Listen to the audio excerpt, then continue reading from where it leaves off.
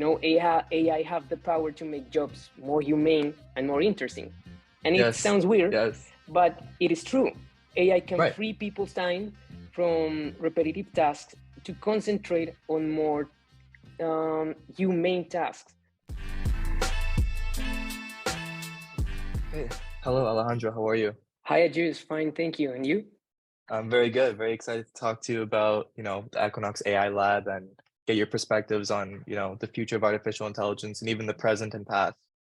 Um, Nice. so I guess the first question would be, what is artificial intelligence? Okay, well, AI is a scientific field concerned with understanding and building intelligence. So, building intelligent entities. As simple as that. And the key word there is intelligence, because we want to reproduce intelligence, we want to engineer intelligence, but what is intelligence? How can then we reproduce that? Yeah. And historically, researchers have pursued intelligence through different paths, and those paths differ in how they conceive intelligence. So basically, you can conceive intelligence as performing like a human, or acting rationally, Mm. or thinking rationally. So basically, there are four ways of, let's say, defining intelligence. And these four ways are acting humanly, thinking rationally, and acting rationally. Sure. And each approach has its own way of reproducing intelligence. So yeah, basically, AI is just this very wide scientific field where we Right. try to engineer intelligence through several methods that For attempt sure. to recreate these four paths I've just told you. Yeah. No, that's interesting that you talk about AI as a science and not just a technology. That's an important understanding for people to have. And then specifically to your lab, you talk about like human-centered design. Like what is human-centered design to Equinox? Okay, well, human-centered design is like the evolution of user-centered design. And user-centered design focuses on understanding users' needs, pains, and building products around this these needs and pains to fulfill their expectations. So that's user-centered design. In human-centered design, just don't look at a single user as an isolated individual, but focuses on people's needs, understanding that these people live in a society, in a complex society, that has a lot of a lot of context to Mhm. understand. So I'm talking about culture, politics, economics, whatever you can think about understanding an individual in a society. Sure. And that's how we approach this human-centered design. Right. Basically, the designer just has a lot of tools to understand this context, and so we can embed technology into this context, into to fulfill users' needs. For sure. No, that's fascinating. Um, so you also talked about like AI should not replace humans and AI should allow for flourished human creativity. So I guess my next question would be, why is it important for AI to augment human cognition and not just simply replace humans altogether? Like, why does that matter to you? Why does that matter to Equinox? Okay, well, for starters, it is a practical matter. For Right. many tasks, we cannot assume that imitating human intelligence is a simple task to do. Right. Right. Building algorithms that outperform humans take a lot of time and resources. So if you don't have infinite resources like these big tech giants, Yeah. then it is better to make a hybrid approach where you don't need to Mm. create a machine that takes humans out of the equation. You don't need Okay. to build machines that, yeah, just take the jobs of humans, but that make them more efficient and precise, that Right. collaborate with them. So it is practical and cheap, but that's like the first part. But the most important Yeah. reason is that it gives a more dignifying purpose to this field, to this science. Yeah. I do not think the purpose of AI is to do pervasive automation, to cut Mhm. costs at to cut costs and increase revenue. That's not the only purpose. AI have the power to make jobs more humane and more interesting. And it Yes. sounds weird, Yes. but it is true. AI can Right. free people's time from repetitive tasks to concentrate on more humane tasks, tasks Absolutely. that need the abilities that are inherent to humans, like Right. creativity or kindness or critical thinking, empathy. So abilities we cannot put into a machine because we do not fully understand. Right. No, that's incredibly important because it reminds me of something I read in just one of the many AI books that I've read about, like in 1997 when Deep Blue replaced or beat Gary Kasparov, the former grandmaster at the time. People were like, okay, well, we can never play chess. We can never even think of becoming better than AI and try to be the best in the world because we know a machine could do that. But now we have like human AI machines. Um, sorry, humans and AIs working together at playing the game of chess. And it's kind of like the same thing where instead of just focusing on AI replacing humans, you're focusing on how can AI enhance humans and make them better in the more like technical ways and allow humans to flourish in the more humanistic ways. That's very important. I don't Exactly. think we see much of that now. It's all like just AI, AI, AI, where people should start thinking about, okay, well, how does AI impact humans? How can it make humans better? No, it's really important. It's something that people are just now thinking about right now. Exactly. Okay. So then I guess my next question would be, what is your most anticipated development in the field of AI? Well, I think we are all waiting for the artificial general intelligence. So Okay. Okay. basically, an AI that is capable of learning intellectual tasks as human are. Yes. So until now, we have developed a lot of AI technologies. Right. Um, let's call it that way. So Right. basically, machines that are very good at performing very specific tasks. So, for example, detecting objects in image or classifying texts or detecting fraudulent transactions. And this is called narrow AI because Right. it's just focused on very specific tasks. But we have not arrived A to an general AI AI. that exactly to something that has consciousness, Right. that has common sense, that has the capacity of relating thoughts, connecting Hmm. dots between thoughts. So that's something we have not achieved yet, and it's not. I think we are not there yet for at least some decades. Some decades. Um, yeah, I would say so. Really. So basically, right now we have machines that can beat you easily at chess, Right. but that machine cannot tell you what chess is. So it's Okay. funny. Right, It's right. funny to When you think yeah, about it like that, no, it's humorous. yeah. Yeah. Do you like, does the prospect of artificial general intelligence, does it scare you? Because I think for people like AGI, for people who understand AI and like have read some of it, like Ray Kurzweil, for instance, talks about like the intelligence explosion after AGI. Like, does that kind of prospect scare you? Mm, no, well, I think it's the same for all sciences. When you misuse some science and when you misuse some knowledge to do wrong, well, that's not gonna end well.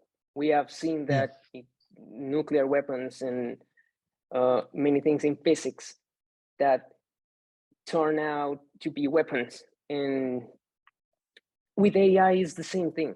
If we focus this this field of knowledge into creating weapons and to not have a human-centered approach, then yeah, that can possibly happen. You know, if we build, if in some decades we build an entity that has common sense, that is aware of the world, that thinks rationally, but is not designed for humans, is not designed with this human-centered approach, then for a machine, it would be about optimizing and cutting costs and just Okay. getting to from Yeah. point A to point B, no I see where matter. you're going. So yeah, that can happen, but I think no, I'm optimistic because Yeah. it seems like in the field there are many people that are trying to. Now we are talking about a lot of ethics in AI, Right. you know, and to build basically machines that with an ethical purpose and that have empathy, you know. So yeah, I'm on the optimistic side. No, that's important to have people who are not just like fear mongering and not just saying, you know, oh, the once we achieve general intelligence, you know, human race is doomed. It's important to have people who are more grounded and say, look, you know, there are many different sides to this puzzle, which is artificial general intelligence. And until we reach there, we're not really going to understand what's going to happen. But okay, no, that was a fun tangent. I didn't expect that. Um, so your lab is almost 3 years old, and my question now is, how has your understanding of AI changed as you guys have grown? Like, you can share your experience of like what growing in the AI field has been. You know, you guys were growing in the COVID era as well. I guess we're still in the Yeah. COVID era, but like, you know, the height of the pandemic. But what was that like? Well, at the beginning, we were super excited because we wanted to build this AI company so new, and we want to tackle problems with AI, and it was also the AI hype, and we wanted to change the world, but we were naive because at the beginning we confused AI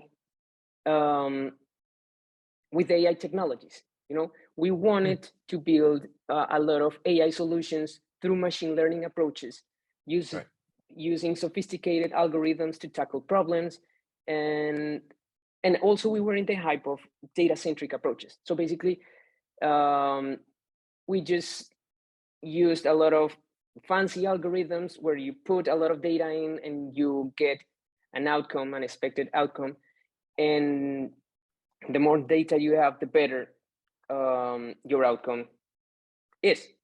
But yeah, that was pretty much our approach. So we were just trying to use these fancy algorithms to build cool stuff.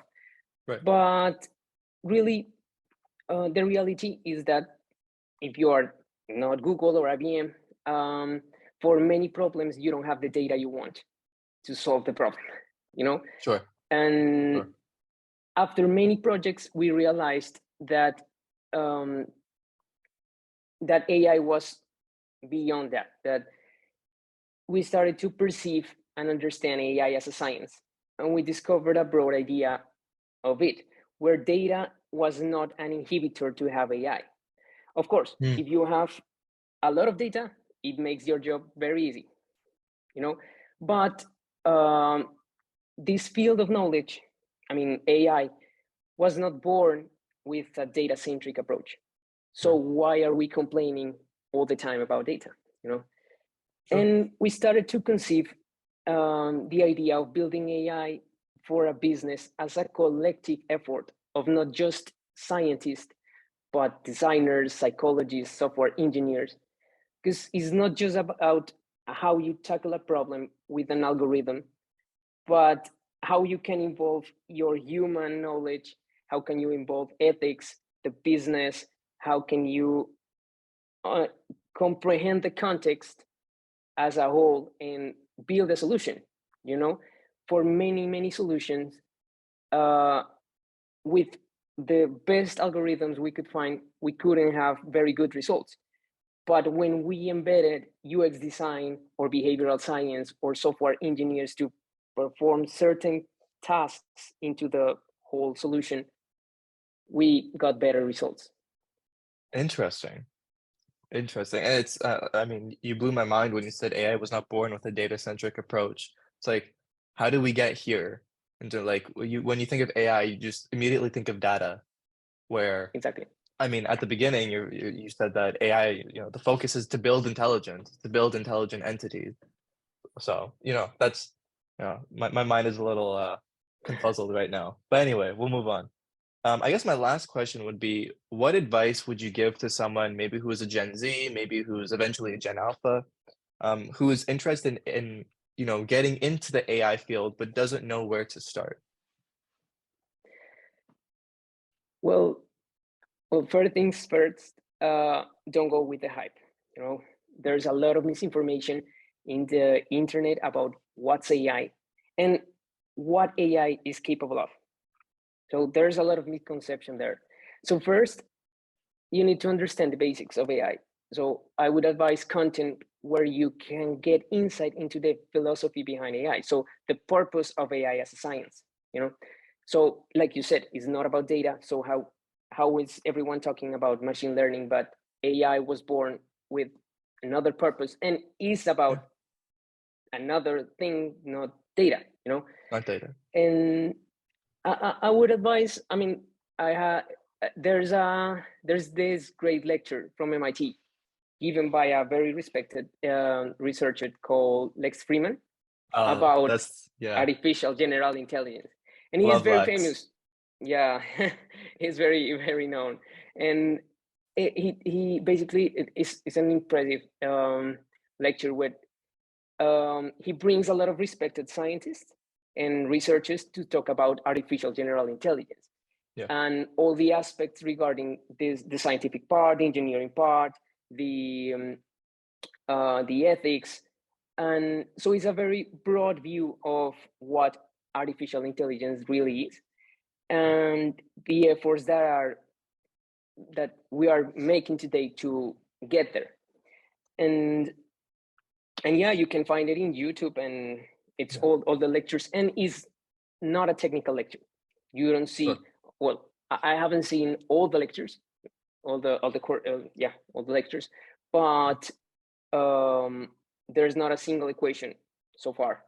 So it's for everyone.